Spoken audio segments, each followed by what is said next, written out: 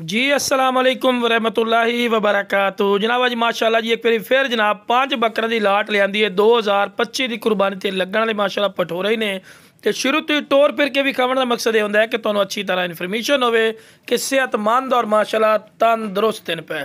बाकी जनाब कोई मेरे को आना चाहे लोकेशन लुडन शहर जिला विहाड़ी है लुडन मेन अड्डे ते यूबीएल बैंक और पीएसओ पंप के सामने मेरा बिरा आके भी लै सकते हैं और बिरा कार्गो की सहूलत आल पाकिस्तान माशाल्लाह मौजूद है। तो बड़े दोस्तों की फरमाइश पे कि फौजी भाई ब्लैक मक्खी चीने जोड़ा लिया दो जो सक्के बिरा आवन तो कमाल की चीज़ आवन तो लो बिरा इस तो बाद हुसन खूबसूरती और क्वालिटी कोई नहीं मेरा बिरा जितनी मैं तारीफा करा फायदा कोई नहीं। उमर इन्हों की बिल्कुल पक्के कीरन भी महीने के इंशाल्लाह 2 दांत हो जासन तो लो बिरा उस तो बाद दूसरे नंबर वाली जोड़ी आ गई ने तीसरा ते चौथे नंबर वाला माशाल्लाह बकरा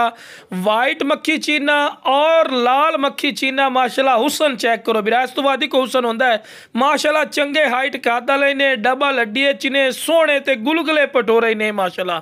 5 बकरा की लाट अज लियांदी ना जेड़ा बिरा लई सी इंशाल्लाह अल्लाह दे फजल करम नाल दुआ में याद रखसी